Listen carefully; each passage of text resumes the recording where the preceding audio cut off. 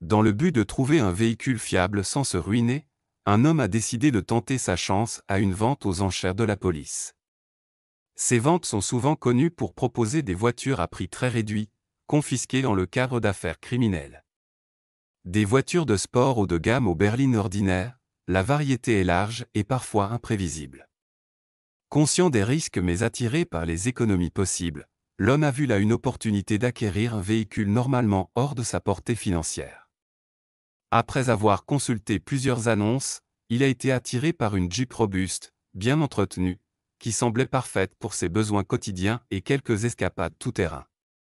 Après quelques enchères bien placées, il a remporté la voiture à un prix étonnamment bas, fier de ce qu'il considérait comme une décision intelligente. Peu de temps après avoir ramené la Jeep chez lui, l'homme a remarqué un détail étrange. La vitre électrique du côté conducteur ne fonctionnait pas. Bien que frustrant, cela ne semblait pas être un gros souci, surtout pour quelqu'un ayant quelques notions de mécanique automobile. Sachant que les véhicules vendus aux enchères sont en général vendus en l'état, il savait qu'il n'y avait aucun recours. Il a donc décidé de régler le problème lui-même. Avec sa boîte à outils en main, il a démonté le panneau intérieur de la portière, s'attendant à trouver un moteur défectueux ou un câble débranché. Mais à la place, il a fait une découverte totalement inattendue et troublante, un petit sac noir bien dissimulé à l'intérieur de la portière. La vue de ce sac caché a immédiatement changé l'ambiance. L'homme s'est figé, sentant une montée d'adrénaline. 1000 idées lui ont traversé l'esprit. Était-ce de la drogue? Une arme? Une preuve oubliée d'un crime non résolu? Il a retiré délicatement l'objet, en prenant soin de ne rien abîmer ni d'attirer l'attention. Une fois en main, il a constaté que le sac était plus lourd que prévu. Le tissu noir semblait banal, mais son contenu pouvait bien changer sa vie.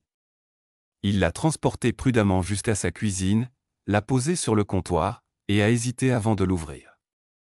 Il sentait que, quelle que soit la vérité, rien ne serait plus pareil après. En ouvrant le sac avec prudence, l'homme a été stupéfait, il contenait plusieurs liasses de billets en dollars américains.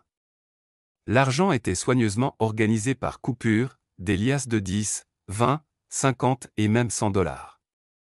Très vite, il a compris qu'il ne s'agissait pas de quelques centaines de dollars, mais probablement de plusieurs dizaines de milliers.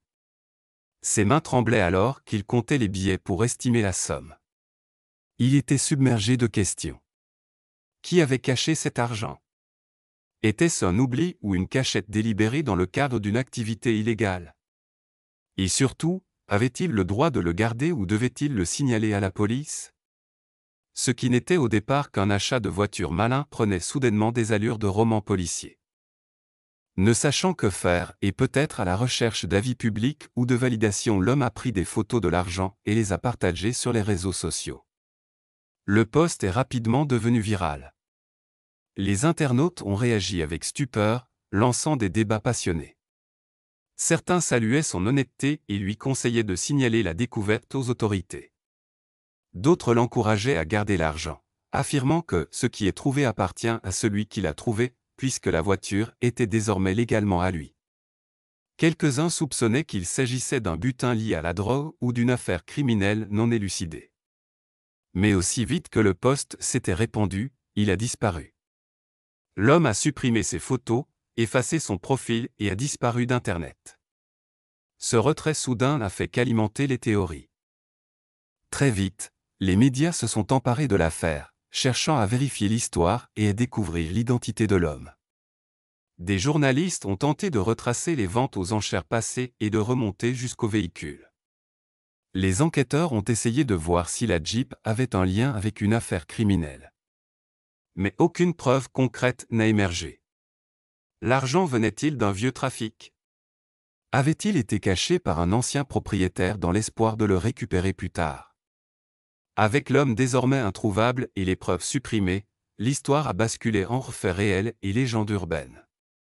Le public est resté fasciné, et les forums en ligne ont débordé de théories. Même si l'affaire reste non résolue, elle a marqué les esprits. Elle a rappelé qu'un acte aussi banal qu'acheter une voiture d'occasion peut parfois mener à des situations incroyables. L'expérience de cet homme a déclenché des discussions sur la morale, la légalité et les risques liés aux achats dans les ventes judiciaires. Des passionnés d'automobile ont partagé leurs propres découvertes étranges, et certains acheteurs sont devenus plus prudents. Les autorités ont profité de l'occasion pour rappeler les bons réflexes en cas de découverte suspecte dans un véhicule. Il faut le signaler, même si la tentation est forte.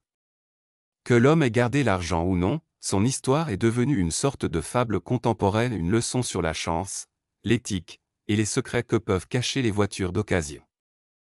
À ce jour, l'homme n'a jamais refait surface. Et la publication virale, les photos des liasses de billets, la Jeep, tout avait disparu. Supprimé, effacé, envolé. Les enquêteurs du web ont fouillé les forums, les journalistes ont consulté les archives des ventes aux enchères, et les détectives amateurs ont analysé chaque détail des photos. Mais personne n'a retrouvé l'homme derrière le pseudonyme. Pas une trace. Comme s'il s'était évanoui dans la nature, avalé par le mystère qu'il avait ramené chez lui sans le savoir, caché derrière une portière poussiéreuse.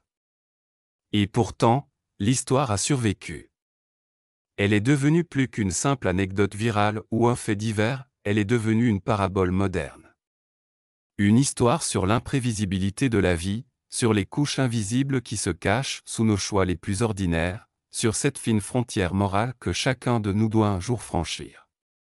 Les gens en parlent encore, pas seulement à cause de l'argent, mais à cause de ce que cela a révélé sur nous-mêmes. Certains ont avoué qu'ils auraient gardé les billets sans hésiter. D'autres affirmaient qu'ils auraient appelé la police immédiatement, par peur des conséquences. Quelques-uns plaisantaient en disant que c'était le meilleur investissement de l'histoire. Mais derrière l'humour se cachait une question bien plus lourde. Et vous, qu'auriez-vous fait? Il n'y avait pas de bonne ou de mauvaise réponse, seulement des conséquences, visibles ou non. Et c'est peut-être pour cela que cette histoire nous a touchés bien au-delà du buzz. Ce n'était pas simplement une question de chance ou de hasard. C'était une question de choix. De ces instants invisibles qui séparent ce que nous sommes de ce que nous pensons être. Les autorités ont fini par publier un rappel. Si vous trouvez quelque chose de suspect ou de précieux dans un véhicule acheté d'occasion, signalez-le. Ils ont averti que garder ce type de découverte pouvait entraîner des ennuis juridiques, voire pire, attirer l'attention de mauvaises personnes.